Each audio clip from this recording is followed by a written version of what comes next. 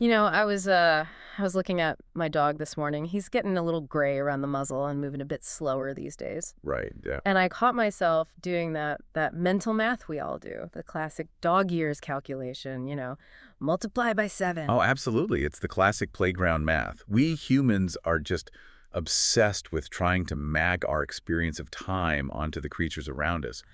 We really want to know where they stand relative to us. Exactly, but when you really stop to peel back the layers, that math is, well, it's terrible. It's a total mess. Yeah, it really falls apart quickly. Because if you look at a mouse, I mean, it burns through its entire life cycle in 3 years, start to finish, and then you look at a bowhead whale cruising around the Arctic, and that thing is living for over 200 years. Right, and relying on a simple multiplier just doesn't work when the biological scales are just that drastically different.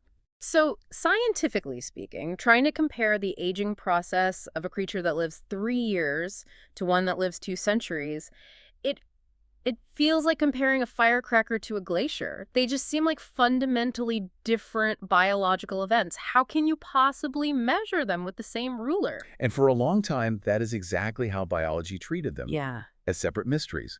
It was this massive headache for comparative biology because the prevailing view was that aging was just chaos. Just random entropy, right? Exactly. Entropy, just random cellular damage accumulating differently in different species because they lived in different environments and had entirely different metabolic rates. But today, we are jumping into a deep dive on a study that completely flips that script. We've got our hands on a massive piece of research published in Nature Aging. The title is a bit of a mouthful. It's called Universal DNA Methylation Age Across Mammalian Tissues. It's a dense title, but the implications are absolutely wild. It suggests we've been looking at aging all wrong this whole time. The scale alone is staggering. We aren't just talking about mice and men here. They looked at 185 different species. From bats to elephants, naked mole rats, and yes, those ancient bowhead whales. And what they found sounds almost like magic. They found a mathematical formula, a single universal clock that applies to all of them. That is the big aha moment for me. The idea that you can take a tissue sample from a bat's wing, a sample from a human brain, and a sample from a dog's liver, run them through the exact same formula, and it accurately tells you where that animal is in its lifespan. Precisely. And I think we really need to pause on why that is so profound, because if you can use the same clock for a mouse and a whale, it implies that aging isn't just random wear and tear. Right. It implies a program. Yes. It implies that there is a fundamental conserved process running in the background of all mammalian life. So let's unpack this for the listener, because this isn't just counting candles on a cake. We need to talk about what this clock is actually measuring. The study focuses heavily on DNA methylation. Now, for anyone who hasn't been in a biology class in a decade, can we break that down? What is actually ticking? Sure. So imagine your DNA is like a massive instruction manual. It has all the blueprints to build you. Now, methylation isn't changing the words in the manual. It's not mutating the actual sequence. Right. You aren't rewriting the book. Instead, think of cytosine methylation, like little chemical sticky notes or highlighters attached to the pages. Okay, so these sticky notes tell the cell which instructions to read and which ones to ignore. That's a great way to put it. It's an epigenetic mechanism. It turns genes on or off, kind of like a volume knob or a dimmer switch. And what this group, the Mammalian Methylation Consortium, found is that the pattern of these sticky notes changes in a very predictable way as we get older. And when you say predictable, you mean mathematically predictable. They aren't just guessing based on a few samples. Incredibly predictable. They analyzed over 11,700 methylation arrays. Wow. And that was across 59 different tissue types. They didn't just look at blood, they looked at liver, skin, muscle, and different regions of the brain, like the cortex and cerebellum. And they found that this ticking of the methylation clock was happening everywhere. So they take all this data, terabytes of it, and they build these universal clocks. But the study actually distinguishes between 3 different ways of measuring this time. I think this is important because they serve different purposes. It's not just a one-size-fits-all equation, is it? No, it's about normalization. Because species are so different, they had to develop 3 specific estimators or clocks. Right. So the first one is what they call clock 1, or the basic clock. The basic clock uses a log-transformed chronological age. It's great if you just want to know how old an animal is in absolute years. If you have a sample from a mystery animal and you want to know if it's 5 years old or 50, this clock tells you. But knowing a mouse is 2 years old is very different from knowing a whale is 2 years old. A 2-year-old mouse is basically a senior citizen checking into a retirement home. While a 2-year-old whale is a toddler. Exactly. And that's where clock 2 comes in. This is the relative age clock. Yes. Clock 2 adjusts for the maximum lifespan of the species. It outputs a number between 0 and 1. So 0 is birth. And 1 is the absolute maximum lifespan. This is the real game changer for comparative biology. It allows you to take a middle-aged mouse and a middle-aged human and see that, biologically, they are at the exact same point on the curve, even if the actual years are vastly different. It unifies the timeline. That makes total sense. It levels the playing field so we can actually compare apples to apples or apples to extremely long-lived oranges. Exactly. It makes biologically meaningful comparisons possible. But then there was a third one, the log linear clock. That one sounds a bit more technical. It is, but Clock 3 addresses a specific biological reality. We don't age at a constant speed. Oh, absolutely. The difference between a 1-year-old and a 5-year-old is massive compared to the difference between a 40-year-old and a 44-year-old. 4 years feels very different depending on where you are in life. Right.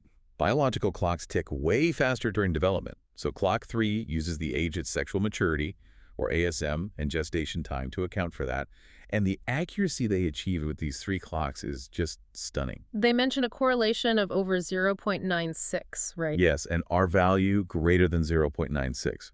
For those not deep into statistics, 1.0 is a perfect prediction. So 0.96 is practically unheard of in biology. It's published in Nature High. It means the formula works almost perfectly across the board.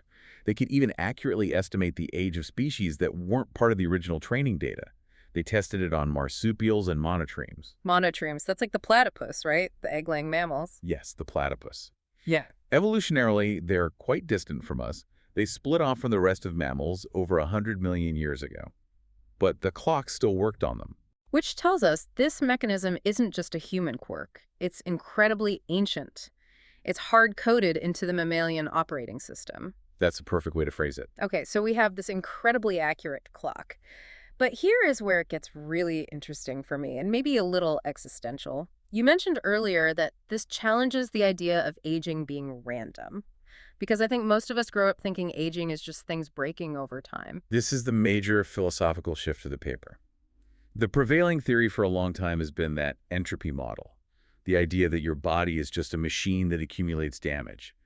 Rust on the car, wear on the tires, random cellular junk building up until something breaks. But if it were just random rust, you wouldn't expect a mouse and a whale to rust in the exact same mathematical pattern, right? Exactly. Random damage is random. It shouldn't follow a universal mathematical formula across 185 species. But this study identified specific DNA sites, they call them CPG sites, that change with age across all these mammals. And these sites aren't just random spots on the genome either. No, they aren't. And here's the kicker. These specific sites are heavily enriched in binding sites for something called polycomb repressive complex 2, or PRC2. PRC2, I'm guessing that's not a robot from Star Wars, although it definitely sounds like one. What is its actual job? It's a protein complex that is absolutely critical for embryonic development. When an embryo is forming, PRC2 is there acting like a foreman. It helps turn specific genes off so that a stem cell can decide, okay, I'm going to be a liver cell now, not a brain cell. It helps lock in cellular identity. Wait, so the machinery that is responsible for building us in the womb is the same machinery that is marking our DNA as we age. That is the big takeaway. Right. The authors call it a pseudo-program. It suggests that aging is essentially a continuation of the developmental processes that start at conception. Can we pause on that? Because that feels huge. We usually think of development as growing up and aging as falling apart. You're saying they are the same continuous line. The evidence strongly suggests they are. The program that builds you doesn't just stop when you hit adulthood. It keeps running. It drifts. Imagine an architect who builds a house but then never leaves the site and just keeps adding walls and sealing off doors until the house becomes unlivable. That is somewhat terrifying, but also endlessly fascinating. It's like the instruction manual just keeps turning pages until it runs out of book. And it gets even more specific than that. They found one gene in particular, LHFPL4, that is the loudest ticker in this universal clock. LHFPL4. Sounds like a license plate. Or a very obscure password. It does. It's a gene primarily involved in synaptic clustering in the brain. It helps neurons talk to each other. Okay, so it's a brain gene. Right, but here's the mystery. Methylation on this specific gene increases with age in every single tissue. Liver, skin, blood. even tissues that have absolutely nothing to do with synapses. So why would your liver care about a brain gene? That is the question. Why is the liver marking time using a gene for brain synapses? It suggests that there's a coordinated systemic process. It's not just the liver aging on its own and the brain aging on its own. The whole organism is synchronized. So even your liver knows how old your brain is supposed to be. In a way, yes. It acts as a universal marker, along with other developmental genes they found, like LHFPL3, which is the paralog, and genes like ZIC1, ZIC2, PAX2, and PX5. Those are all developmental genes. Yes, they are genes that literally sculpt our bodies in the womb. The fact that they are the primary markers of aging reinforces this link between growing up and growing old. They're two sides in the same coin. Okay, so we've established that there is a clock, it's universal, and it's tied deeply to our development. The trillion-dollar question, literally for the anti-aging industry, is does this clock actually reflect our health? Or is it just counting time regardless of how we feel? That is the crucial distinction. Is it a chronometer or an odometer? A chronometer just tells time. An odometer tells you how many hard miles you've actually driven. And what did the data say? The researchers looked at human data from the Framingham Heart Study and the Women's Health Initiative cohorts. They found that age acceleration, meaning if your epigenetic clock is ticking faster than your actual chronological age, strongly correlated with mortality risk. So if my driver's license says I'm 40, but the clock says I'm 45, You are statistically more likely to have metabolic issues, higher inflammation, which they measured by things like C-reactive protein, and a higher overall risk of mortality. so it's a biological yardstick for health, not just time. Exactly. It measures biological wear and tear, not just the calendar. Okay, I don't love that for my own peace of mind, but it does beg the question, can we slow it down? Did they test this on anything?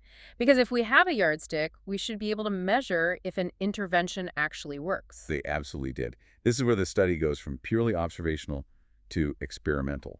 They looked at several well-known interventions in mice to see if the universal clock would respond. Like what kind of interventions? For example, they looked at Snell dwarf mice. These are the mice that are genetically small but live unusually long lives, right?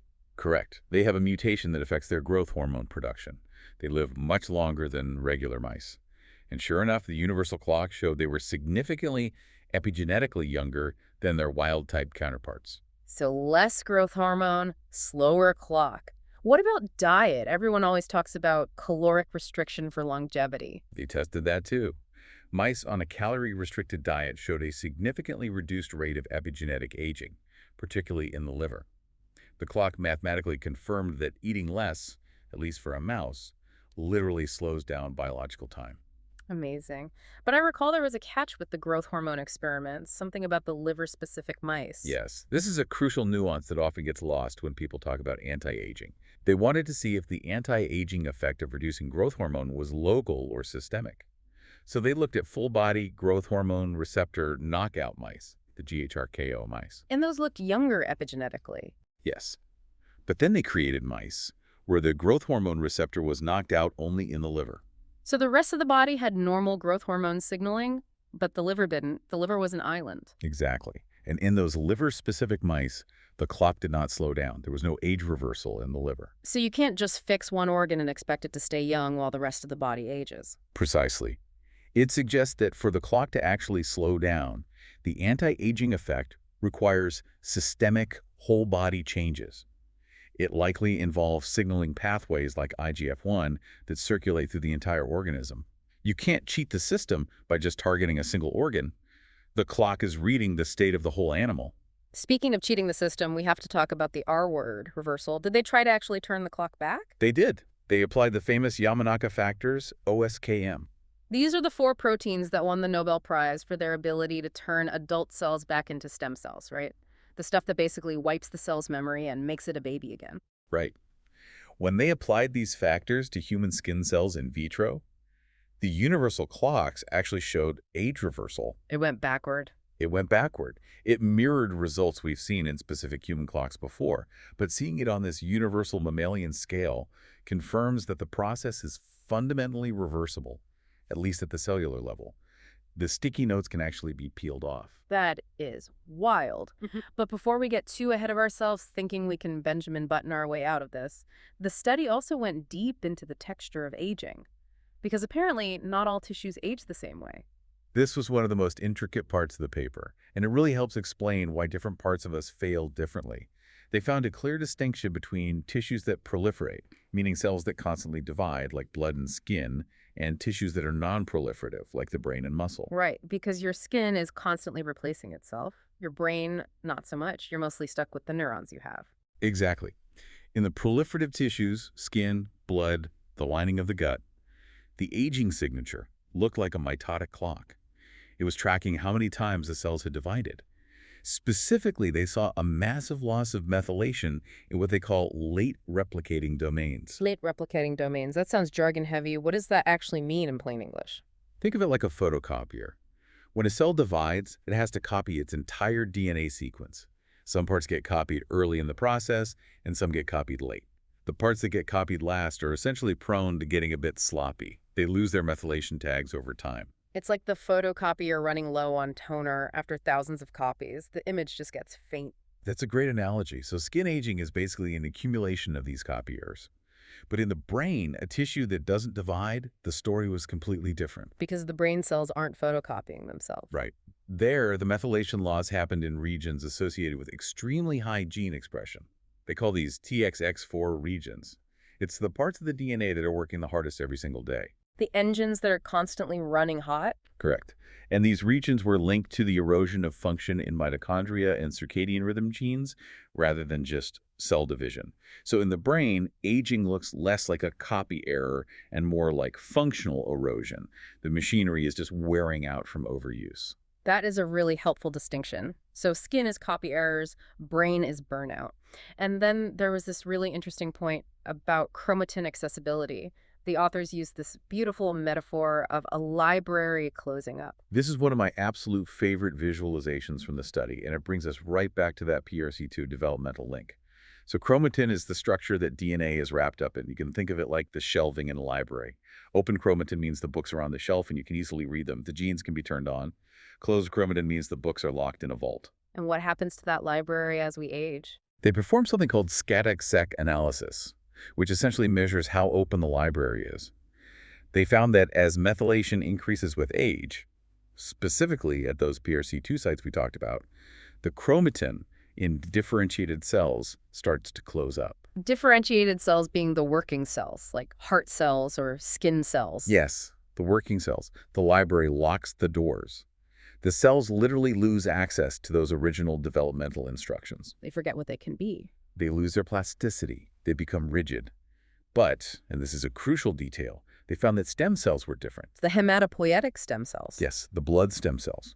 Those cells kept their youthful open state. They didn't lock down like the rest of the body. So the stem cells are stubbornly holding on to the potential while the working cells are slowly shutting down the systems. Exactly.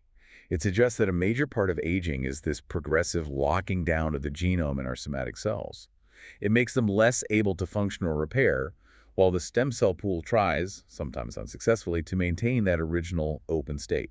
It really paints a picture of aging not as this chaotic car crash of damage, but as a slow, inevitable closing of doors. A closing of doors that were originally open during development. So let's zoom out here. We have a formula, a universal clock that works on 185 species. It tells us aging is conserved, it's tied to development, and it's connected to how our cells were built in the first place. Why does this matter to the listener right now, beyond just knowing that their dog and them are aging on the exact same math? It matters because for the first time in history, we have a valid standard yardstick for the entire mammalian class. Think about anti-aging drug development.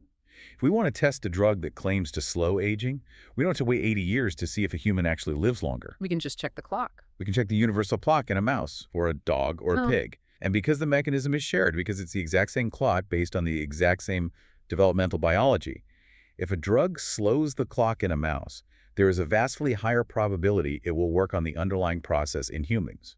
It removes the guesswork. We aren't just studying mouse aging, hoping it applies to humans. We are studying mammalian aging as a whole. Exactly. It unifies the entire field. It finally gives us a unified theory to work from. It really makes you think. We started this deep dive with the idea that comparing a mouse to a whale was scientifically impossible. And it turns out, under the hood, we are all running the exact same software. Just running it at different speeds. Here's a thought to leave you with. If this theory is right, if aging is really just a pseudo-program or a continuation of the developmental process, it implies something almost poetic, but also kind of tragic. What's that? It implies that the machinery designed to build us, the very things that knit us together in the room, are the exact same things that eventually dismantle us. We aren't breaking because of random accidents. We are breaking because the program that gave us life never actually learned how to stop. The architect slowly becomes the demolition crew. Exactly. Thank you to you, the learner, for joining us on this deep dive into the universal clock. Always a pleasure to be here. Until next time, keep exploring and keep learning.